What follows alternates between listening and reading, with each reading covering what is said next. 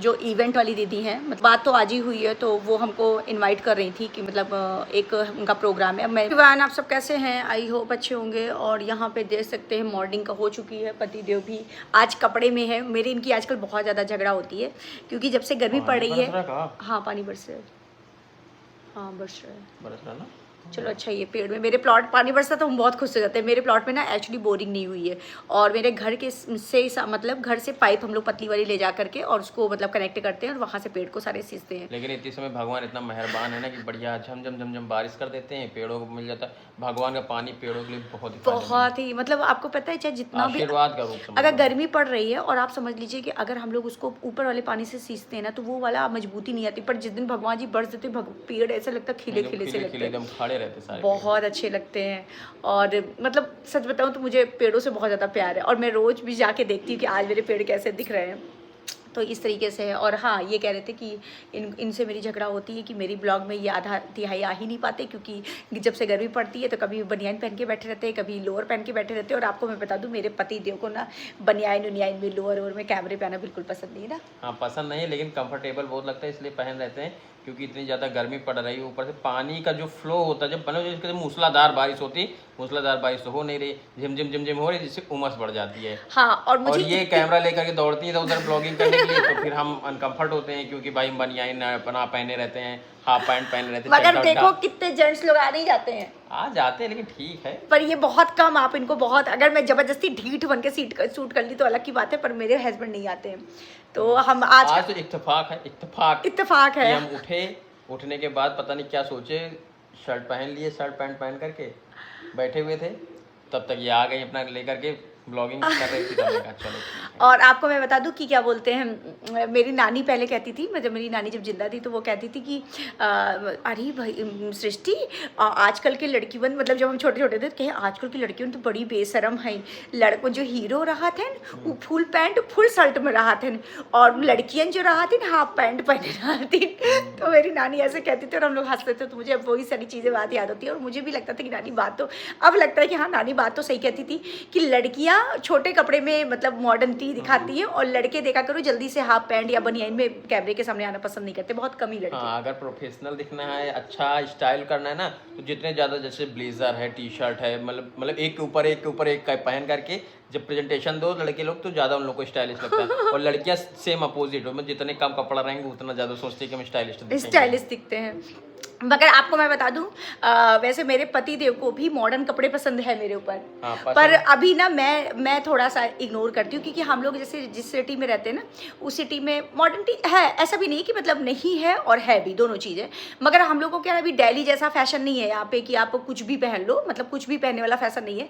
वैसे भी ये कुछ भी पहनती है नहीं, बहुत सारे ऐसी ड्रेसेस हैं जो नहीं पहना जा सकता, लेकिन पहनते हैं। भाई फैशन का जमाना है, लोग उसी फैशन में मरे जा रहे हैं, लेकिन ऐसा नहीं है। हाँ, मगर इनको मॉडर्न कपड़े अच्छे लगते हैं, जैसे इनको मेरे को फ्रॉक बहुत अच्छी लगती है। इंडो वेस्टर्न ड्रेस जो होती हैं, जो थोड़ा सा इंडियन से जुड़े हुए रहते हैं, और नॉर्मल जैसे फ्रॉक सूट है, अनारकली सूट है, या फिर थोड़ा बहुत फ्रॉक टाइप की है, मिडी टाइप की जैसे ड्रेसें हैं, इस तरह की इनके ऊपर बहुत प्यारी लगती है। मैं मना भी नहीं करता। और डंगरी खूब पसंद है तुमको मेरे ऊपर। हाँ, डंगरी टाइप जो ऐसे करके, जो जींस नहीं आती है जो आगे से ऐसे रिबन वाली होती है, मतलब उस तरीके से थोड़ा ढके मुंडे कपड़े ठीक लगते हैं। तो ये खूब चाहते हैं। पर ये भी नहीं है कि बहुत सारी ऐसी अभी भी महिलाएं हैं जो अपनी संस्कृति को रखी हुई हैं, कभी जिंदा रखी हुई हैं, बहुत है। और सबसे अच्छी बात है, जो लड़कियां होती है, अगर शादी हो गई, साड़ी से अच्छा कुछ नहीं। साड़ी मुझे बहुत फेवरेट लगता है, इनको भी साड़ी बहुत पसंद है, और साड़ी से अच्छा कुछ नहीं है, कोई ड्रेस नहीं है। वो आप विदेश चले जाओ, फॉरेन चले जाओ, अगर आप साड़ी पहन लो तो उसमें कुछ शर्म की बात नहीं, बहुत ही ब्यूटीफुल लगती है उसमें। हाँ, तो समझिए। हाँ। मगर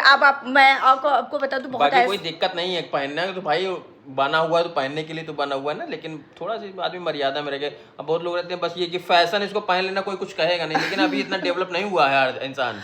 तो हर चीज की सोच अपने हमारी लोग की जो रायबरेली में ऐसा नहीं है कि पहन भी सकते हो, मतलब मेरे घर में तो भाई कोई भी दिक्कत नहीं है, अगर मैं चाहूँ कहेगा तो कोई नहीं। मेरे घर में तो मैं कुछ भी पहन के टहलूं, मेरे घर में कोई कहने वाला नहीं है। किसी को कोई कुछ नहीं, मुझसे ज्यादा आजाद ना मुझे लगता शायद ही कोई होगा।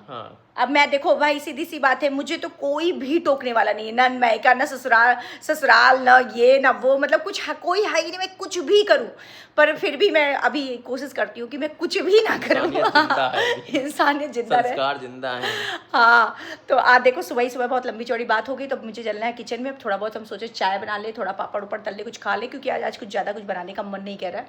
तो चलो ब्लॉग में बने रहना, ब्लॉग आने में होने वाली है बहुत ही इंटरेस्टिंग।